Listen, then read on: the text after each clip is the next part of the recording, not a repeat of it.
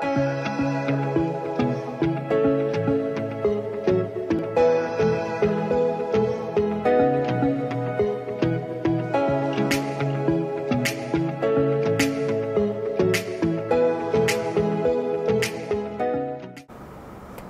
merhaba arkadaşlar.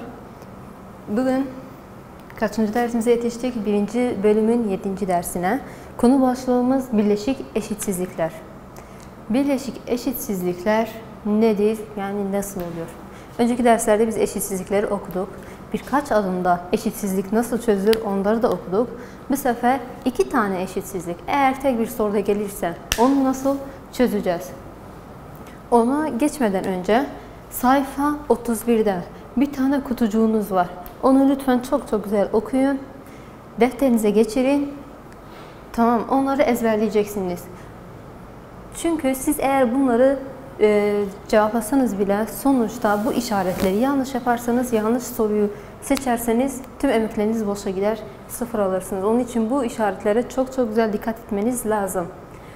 Birinci notumuz diyor ki x büyüktür 2'den. Ve x küçüktür 6'dan. Yani x değer vermiş size. Diyor ki x büyüktür 2'den ve x küçüktür 6'dan. Yani x 2'den büyük ve 6'dan küçük. 2 ile 6'nın arasında düşüyor. Tamam mı? Eğer doğru sayısı üzerinde gösterirsek 2'den büyük, 6'dan küçük. Yani bu sayıları kapsıyor. Ve eşittir de olmadığı için kimler demek oluyor x? 3'tür, 4 ve 5'i kapsıyor sadece. Tamam mı? Bu işaretleri çok güzel dikkat edin çünkü siz okuyarak bakın. Eğer siz sonucu 2 küçüktür x'ten çıkarmışsanız ve seçmede x büyüktür 2'den diyorsa arasında hiçbir farkı yok. Siz kendiniz okuyarak cevap verin, tamam mı? Hemen şekil olarak demeyin. Benim x'im burada, neden sol tarafa geçmiş falan demeyin. Okuyun, bakın ne diyor, anlayın. Ona göre sonuçları seçin. Tamam mı? Veya başka bir çeşidimiz var bu konuda birleşik eşitsizlikten. X küçüktür 2'den, yani onun tam tersi. Veya x büyüktür 6'dan. Şeklimiz nasıl çıkıyor burada? Diyor ki x küçüktür 2'den, yani sol taraf. Sol taraftaki tüm sayıları kapsıyor. Veya 6'dan büyüktür. Yani x 3, 4, 5 hariç diğer tüm sayıları kapsıyor. Bunun tam tersi. Biz bu iki çeşit şekil üzerine okuyacağız bu ders. Bu iki çeşit bileşik üzerine okuyacağız. 2 tane sonuç elde ediyoruz. Çıkan sonuçlarımızın resimleri ya bu şekilde kapalı bir kutu gibi çıkar ya da burası açık, sağ ve sol olarak ikiye ayrılarak çıkar. Şimdi örnek 1'i ihmal edin, ona bakmayın. Orada bir açıklama yok. Burada örnek 2'ye geçelim. Örnek 2'ye bakın. 2 tane eşitsizlik var. 2 tane eşitsizlik var. Zaten konu başlığımız birleşik eşitsizlikler olduğu için 2 tane eşitsizlik olması çok normal bence. Bu 2 tane eşitsizlik olduğu zaman nasıl çözüyoruz? Bakın, bunun sorunun başından alın, ikinci eşitsizliğe kadar bir tane soru yapın. Tamam mı? 4 küçüktür veya eşittir x artı 2'den. Bu v'dir, tamam mı? Bu soru v'dir. Eğer bir soruda 2 tane eşitsizlik görürseniz v olarak geçiyor, tamam mı? Ve ikinci denklemi nasıl çıkarıyoruz? Birinci eşitsizliği atın buradan sona kadar da ikinci eşitsizlik oluyor. Bunu kırmızıyla göstereyim mi size?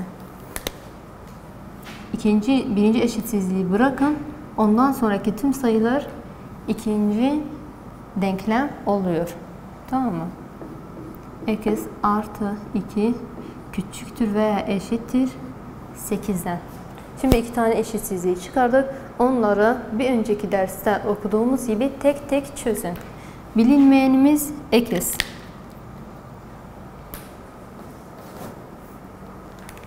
Bilinmeyen x, yanında artı 2 var. Bakın çok basit. Sadece bu artı 2'yi alın, bu tarafa getirin. Bunları kendisi gibi yazın. 4'ü yazıyorum. Artı 2 bu tarafa gelirse ne oluyor? Eksi 2. İşareti yazıyorum. Eksi de kendisi gibi yazıyorum. Bakın bunları hiç dokunmadım. Tamam mı? Sadece artı 2'yi buraya alıp f sahibinden sonra yazdım. 4 eksi 2 2 küçüktür x'ten ve burada x tek başına bırakmamız lazım. Yanında artı 2 var. Diğer tarafa gönderdiğimiz zaman eksi 2 oluyor. Eksi yazıyorum. İşareti yazıyorum. 8'i yazıyorum. Artı 2 bu tarafa gelirse aynı şekilde eksi 2 olur. Bu konu çok kolay, çok basit. Onun için yavaş yavaş ve dikkatli bir şekilde çözün. İşaretleri karıştırmadan. 8 eksi 2 6. Değil mi? İşaretler hiç değiştirmedim, tamam mı? Eksinin yerini de hiç değiştirmedim. Bakın eksi sol taraftaydı, yine sol tarafta bıraktım. Eksi sağdaydı, yine sağda bıraktım. Siz de hiç değiştirmeyin. Yazarsak bunu birleşik bir şekilde nasıl yazılıyor? Bakın 2 küçüktür x'ten. 2 küçüktür veya eşittir x'ten. X büyüktür, küçüktür veya eşittir 6'dan. X aynı x. Küçüktür veya eşittir 6'dan. Tamam mı? Böyle bir şekilde yazılır. Bu v oluyor. Bunun resmi ne şekilde çıkıyor? Kapalı bir kutu gibi düşünebilirsiniz demiştim size. Aslında aynı sonuç. Sadece burada eşittir var. Neyse bu 0 mesela. Eksi 1 diyelim buraya. 1, 2, 3, 4 arasındaki mesafe eşit olmasına önem gösterin demiştim de. 2 küçüktür veya eşittir. 2 nerede? Burada. Eşittir dediği için ben bu yuvarlağı dolduruyorum. Burada eşittir olmadığı için yuvarlak boştu. Ama burada doldurduk. Küçük olduğu, yani x büyük olduğu için bundan ne taraf oluyor? Sağ taraf. X büyüktür 2'den. Ama burada diyor ki x küçüktür 6'dan. 6'dan küçük de bu taraf oluyor değil mi? Eşittir de olduğu için ben bunu dolduracağım. Yani bu mıntıka sağdan demiş. Bu mıntıka ne oluyor? X'in değeri oluyor. Tamam. Geçelim bu soruya. Burada sadece bir işlem vardı ama burada 2 işlem var. Hiçbir fark etmiyor konudan. Yine renkli kalemle yazayım da anlayasınız. Başından ikinci eşitsizliğe kadar bir denklem oluyor. Eksi 5 küçüktür 2x artı 3'ten v demiştik. İkinci denklem ne oluyor? Birinci eşitsizlikten sona kadar da bir denklem oluyor. 2x artı 3 küçüktür veya eşittir 9'dan. Çözüme geçelim. Bilinmeyenimiz burada. Yanında artı 3 ile çarpı 2 var. İlk önce hangisini gönderiyoruz? Artı dediğinizi ver gibiyim. Evet, bilinmeyenlerin yanında 2 tane işlem varsa ilk önce artı veya eksi, daha sonra çarpı veya bölüyü gönderiyoruz. Bunu bu diğer tarafa gönderiyorum. Ama ev sahibini ilk önce ben yazıyorum. Sonradan gönderdiğim sayıyı işaretini değiştirerek artı 3 ne oluyor? Eksi 3. Büyüktür veya eşittir. Kim kaldı burada? 2x kaldı. Eksi ile eksi yazmıştım size not. Toplanır ama eksi işaretini alır. Küçüktür 2x'ten. Eksinin yanında bu sefer kim kaldı? Çarpı 2. Çarpı 2 diğer tarafa gönderdiğim zaman eksi 8'i yazıyorum. Bölü 2 olur. 8 bölü 2 eksi 4. Eksi var ya. Şimdi netmeyelim. Küçüktür x'ten. Tamam mı? Eksi, burada artı var biliyorsun. Eksi ile artı bölü de eksi oluyor. Yine 8 bölü 2 de 4 oluyor. Biliyorsunuz diye çok da şey yapmıyorum. Hepsinde v yazmanız lazım aslında bunların. Çünkü bunlar tek bir soru ya. Onu da yanında çözüyorsunuz. 2x artı 3. Aynı şekilde artı 3'ü ilk önce bu tarafa gönderiyoruz. 2 eksi kendisi gibi yazıyorum. İşareti yazıyorum. Ev sahibini yazıyorum. Artı 3 bu tarafa geldiği zaman 3 oluyor. Eksi 3 oluyor. Çözüyorum. 9'dan 3 çıksın. 6. İşaret daha büyük. 9 daha büyük olduğu için artı işaretin oluyor. Eksinin yanında çarpı 2 var. İkisi yalnız kalması gerekiyor. Yanında çarpı 2 var. Çarpı 2 diğer tarafa gönderiyorum. Bölü 2 olur. Ama x burada kalıyor. 6 bölü 2. Sonuç kaç? 6 bölü 2. 3. Değil mi? Fotoğrafta aynı bunun gibi iki sayı arasında düşmesi gerekiyor eksin. Ortada 0, eksi 1, eksi 2, eksi 3 ve eksi 4. Bu eksi 4 ya. Burası ise 1, 2, 3.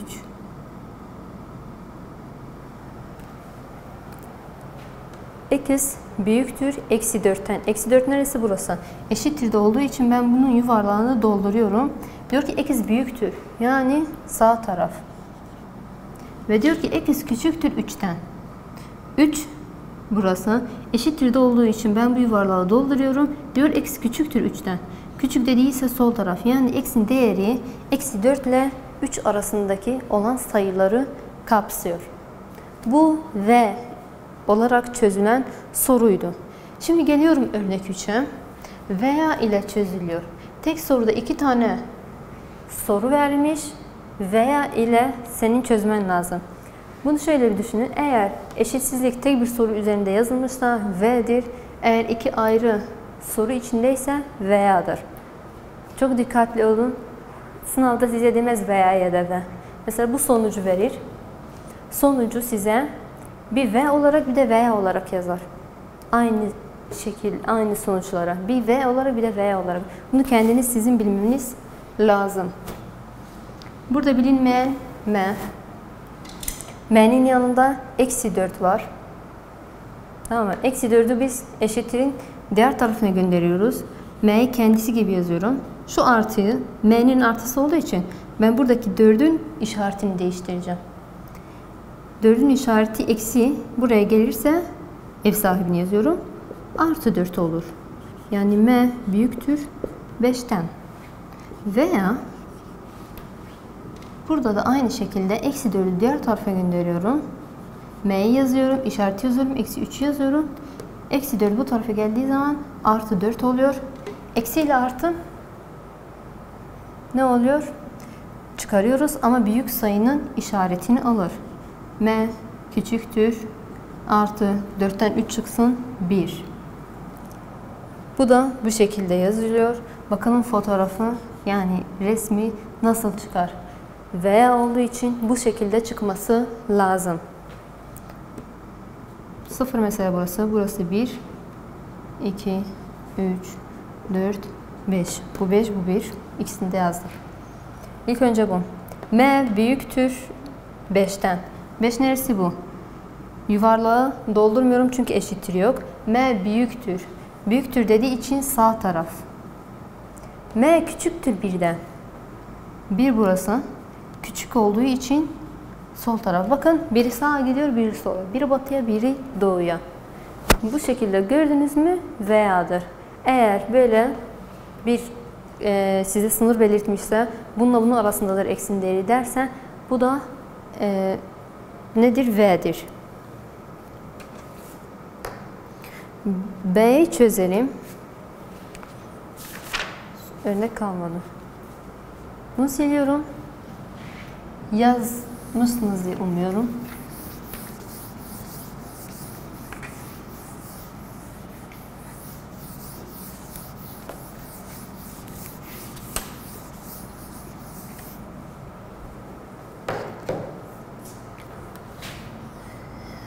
B ne diyor?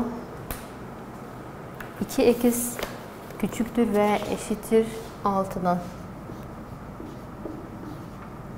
Veya 3x büyüktür veya eşittir 12'den. Yani eşittir yok. Sileceğim şimdi. Tamam. Burada aralarında eksi vardı, çıkarma vardı ama bu sefer aralarında çarpı işlemi var. Bu da çok basit bir şekilde çözülüyor. Çarpı diğer tarafa gittiği zaman böyle oluyor. Zaten eksi falan da yok. Yani işaret değiştirmeyle de uğraşmayacaksınız. Eksi yazıyorum. İşaret ev sahibi çarpı 2 bu tarafa geldiği zaman bölü 2 oluyor. Eksi 6 bölü 2 de 3. Veya 3 diğer tarafa gittiği zaman bölü oluyor. 12 bölü 3. 12 bölü 3 de ne oluyor? 4 oluyor. Ne söylemiyorsunuz? 4 oluyor. Tamam. Bunun resmi nasıl çizilir? Burası 0 mesela. Eksi 1, 1, 2, 3, 4. 4 yeterliymiş. 5. İlk önce bu. X küçüktür veya eşittir 3'ten. 3 neresi? Burası. Eşittir dediği için ilk önce ben bunu dolduruyorum. X küçüktür 3'ten. Küçüktür dediği için ne taraf oluyor?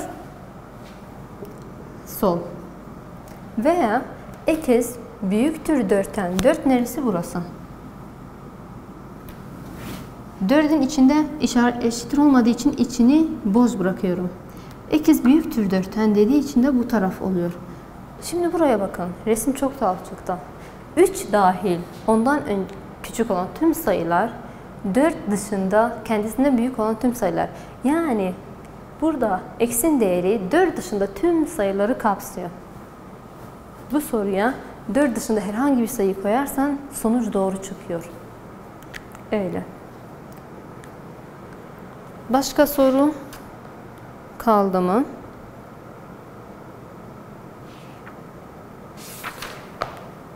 Kalmadı ama sayfa 35'te kutucuğun içinde bir tane soru var. Onu isterseniz size çözeyim.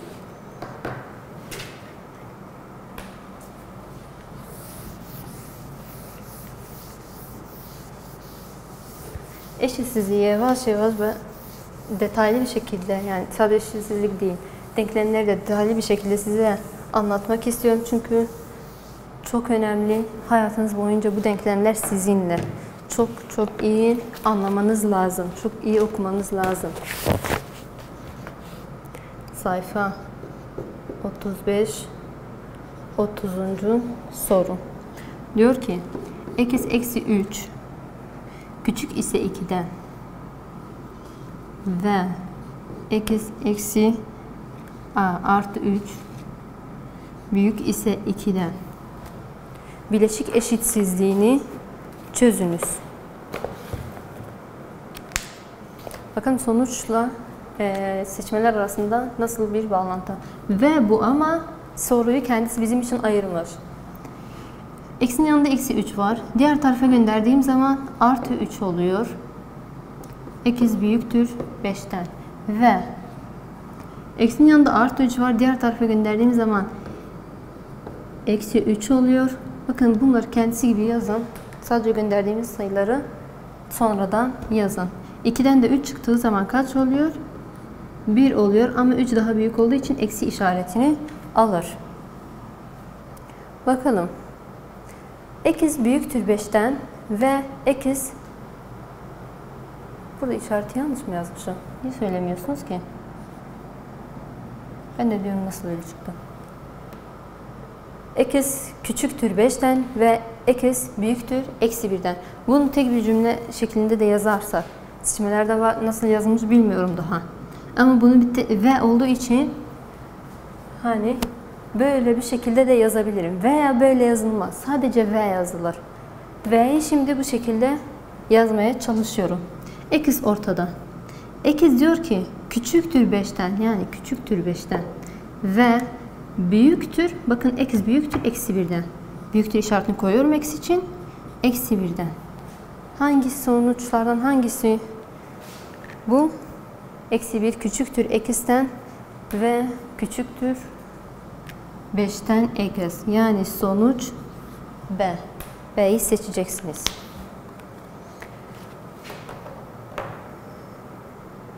Diğer soruları da siz çözün. 31'de eşitsizlik var. Onları da siz çözmeye çalışın. Alıştırmaları da çözeceksiniz. Bakalım daha çözebileceğimiz bir şey var mı? Çözeyim mi bunu? Çözelim. Bunların hepsini yazın, geçin defterinize. sayfada, kitapta yanlış varsa hocam siz kitap gibi çözmediniz derseniz kitap yanlıştır. Tamam mı? Küçük küçük hatalar yapıyorlar kitaplardan.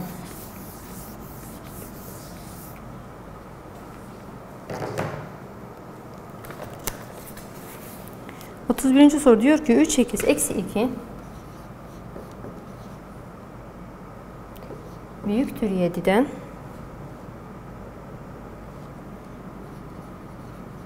veya 2x eksi 3 bileşke eşitsizliğini çözünüz.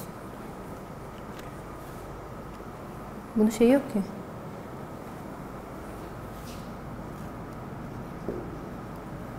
Tamam.